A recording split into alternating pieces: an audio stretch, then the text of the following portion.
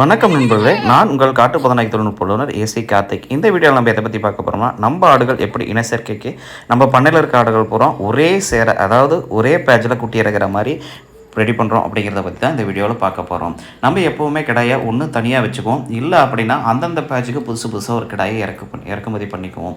இந்த தடவை நம்ம ஒரு 7 ஆட்டுக்கு விட்டுருக்கோம். 7 ஆட்டுக்கு வந்து ஒரு தலைச்சேரி கிடா வாங்கிட்டு வந்திருக்கோம். இந்த கிடா வந்து மேய்ச்சல் முறையில் வளர்ந்த கிடா அப்படிங்கிறனால நம்மக்கிட்ட வந்து தீனி எடுக்கிறது, தண்ணி குடிக்கிறது எல்லா விதத்துலையுமே வந்து கொஞ்சம் ரொம்ப டல்லாக தான் இருந்தது. இருந்தாலும் ஆட்டினுடைய ஆக்டிவிட்டீஸ் வந்து குறையவே இல்லை. பருவத்தில் இருக்க பல் போடாத கிடா தான் பருவத்துக்கு வரக்கூடிய ஆடுகளை கரெக்டாக ஜட்ஜ் பண்ணி துரத்த ஆரம்பித்தது. கிடா அதே மாதிரி பார்த்திங்கன்னா 2 குட்டி வம்சத்தில் பிறந்த கிடா. இது கூட ஒன்றா சேம் ஏஜில் ஒரு குட்டி இருந்தது. பார்த்துட்டு தான் நம்ம எடுத்தோம். ஏன்னா ஒரு குட்டி போடுற ஆட்டு வர்க்கத்தில் வந்த கிடாயை எடுத்தோம் அப்படின்னா இந்த பேட்ச் ஒரு குட்டி போடுறதுக்கான வாய்ப்புகள் இருக்குது. இந்த ஆடுகள் இன்னும் 2 நாளில் குட்டியே போட போகுது. நம்ம இப்போ தான் இந்த வீடியோவை அப்லோடே பண்ண போகிறோம். எல்லா ஆடுகளுமே ஒரே சமயத்தில் ஒரு ஆடு ஏமாத்திருச்சு, 7ல் 2 ஆடு ஏமாத்திருச்சு, 5 ஆடு ஒரே டைமில் குட்டி போட போகுது. உங்களுக்கு பார்த்தாலே தெரியும், இந்த ஆட்டை வந்து துரத்திக்கிட்டே இருந்தது கிடா. அந்த ஆடு அரைகுறை பருவத்தில் தான் இருக்குது. ஆனால் கரெக்டாக ஜட்ஜ் பண்ணி கிடா துரத்த ஆரம்பிச்சிருச்சு.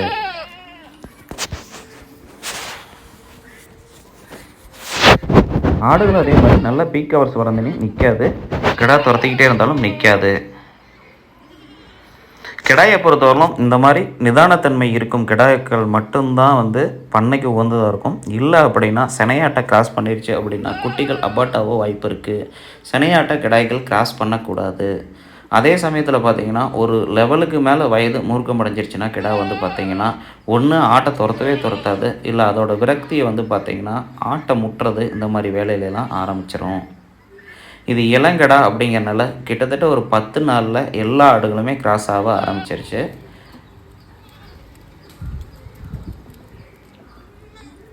பேட்சாக விடும்போது இன்னொரு பிரச்சனை என்னன்னு சொல்லி கேட்டிங்கன்னா, ஒரே டைமில் 4 ஆடு 5 ஆடு கூட கிராஸ் ஆயிரும். அந்த மாதிரி சமயத்தில் நம்ம என்ன பண்ணுவோம் அப்படின்னு சொல்லி கேட்டிங்கன்னா, கிடாயை தனியாக பக்கத்து கூண்டில் அடைச்சிட்டு எந்தெந்த ஆடு கிராஸிங்க்கு ஹீட்டில் இருக்கோ, நல்ல பீக் ஹவர்ஸில் இருக்கோ, அந்த ஆடுகளுக்கு ஒரு டைம் வந்து கிராஸ் பண்ணுறதுக்கு மாதிரி தனித்தனியாக பிரித்து விட்ருவோம். அந்த மாதிரி விட்டோம்னா ஈவனாக எல்லா ஆடும் வந்து கிராஸ் ஆக வாய்ப்புகள், கிராஸ் ஆயிரும், மிஸ் ஆகாமல் கிராஸ் ஆயிரும். அதுக்கடுத்த ஆடு பருவத்துக்கு வரதை ஜட்ஜ் பண்ணி துரத்த ஆரம்பிச்சிருச்சு. இப்படியே தான் ஒரு ஆடுகளாக வந்து துரத்த ஆரம்பிக்கும் கிடாய்கள் வந்து.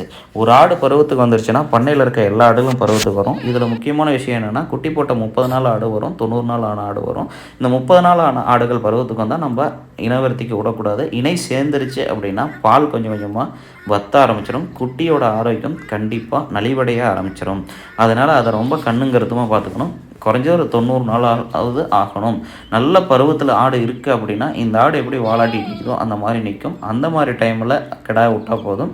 காலையில் ஒரு கிராசிங், சாயங்காலம் ஒரு கிராசிங் விட்டாலே போதுமானதாக இருக்கும். பொழுதுனிக்கும் கிடா துரத்திக்கிட்டே இருந்ததுனாலும் கிடா சங்கிரும். அதே சமயத்தில் ஆடுகளும் பார்த்திங்கன்னா எல்லா ஆட்டையும் கிடா வந்து துரத்துறதுக்கு வாய்ப்புகள் இருக்காது. ஏன்னா கிடா டயர்டாயிடுச்சு அப்படின்னாலே ஒரு சில ஆட்டுகளோட நிறுத்திக்கும். இப்போ 4 ஆடு 5 ஆடு ஒரே டைமில் வருது அப்படின்னா எல்லா ஆட்டுக்கும் இவனை நம்ம கிட்ட வந்து அட்லீஸ்ட் ஒரு கிராசிங்காவது ஆகிறதுக்கு தான் நம்ம கொஞ்சம் வாட்ச் பண்ணால் தான் கரெக்டாக சக்ஸஸ் பண்ண முடியும். அதே சமயத்தில் ஒரு கிராசிங் ஆனாலே போதுமானதாக இருக்கும். நன்றி நண்பர்களே.